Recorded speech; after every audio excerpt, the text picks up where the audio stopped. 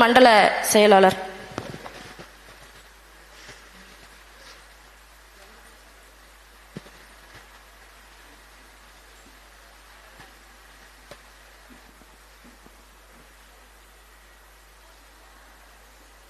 விடுதலைக்காக மகளிர் எல்லோரும் வேட்கை கொண்டினும் வென்றிடுவோம்.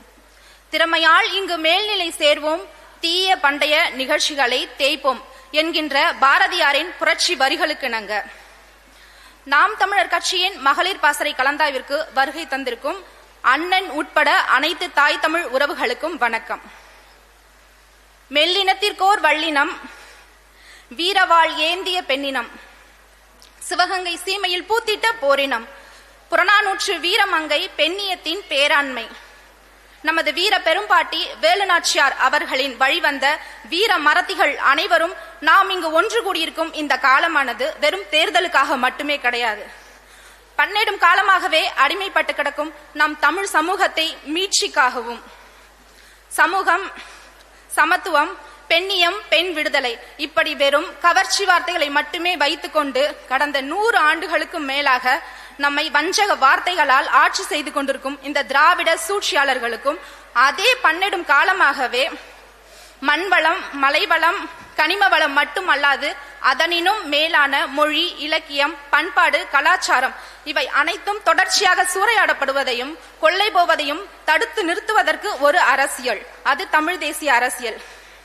இதை கடந்த 15 ஆண்டுகளுக்கும் மேலாக கட்டியமைத்து புத்துயிர் கொடுத்து புது குருதி பாய்ச்சி கொண்டிருக்கும் நமது தமிழ் தேசிய அரசியலுக்கும் இந்த திராவிட சூழ்ச்சியாளர்களுக்கும் இடையேயான ஒரு அரசியல் சனநாயக போர் அதுதான் இப்ப நடந்து கொண்டிருக்கிறது. இந்த அரசியல் சனநாயக போர்ல பெண்களாகிய நம்முடைய பங்கு எப்படி இருக்கணும்? இந்த திராவிட சூழ்ச்சியாளர்களுக்கும் சினிமா கொட்டகையிலிருந்து அரிதாரம் கூட அழிக்காமல் அப்படியே வந்திருக்கும் இந்த அரசியல் வேடதாரிகள் இவர்களிடமிருந்து இந்த சமூகத்தை காக்க வேண்டிய ஒரு மிகப்பெரிய பங்கு பெண்களாகிய நம்மிடம் இருக்கிறது.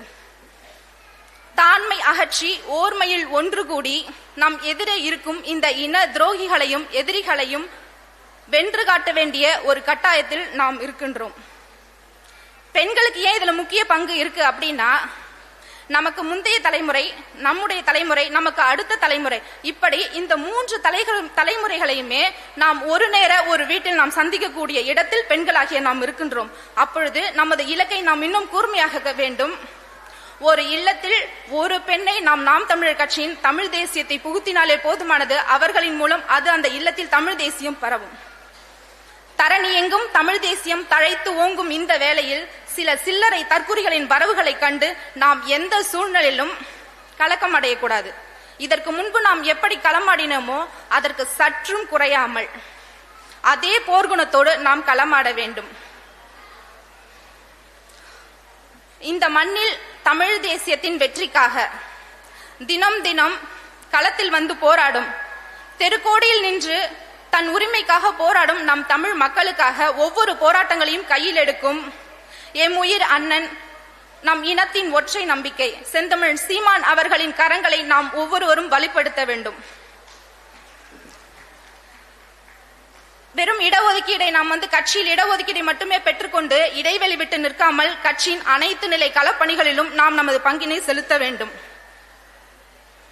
கெஞ்சுவதில்லை பிறர்பால் அவர் செய் கேட்டிற்கும் அஞ்சுவதில்லை, மொழியையும் நாட்டையும் ஆளாமல் துஞ்சுவதில்லை, எனவே தமிழர் தோல் எழுந்தால் எஞ்சுவதில்லை உலகில் எவரும் எதிர் நின்றே என்ற பாவலேறு பெருஞ்சித்தனார் அவர்களின் வரிகளை நினைவில் கொண்டு வருகின்ற 2026 படைப்போம் புதிய வரலாறு. நமது இலக்கு என்றுமே ஒன்றுதான், அது நம் இனத்திற்கான விடுதலை. இனம் ஒன்றாவும் இலக்கை வென்றாவும். தமிழ்த்தாய் வாழ்க, தலைவர் பிரபாகரன் வாழ்க.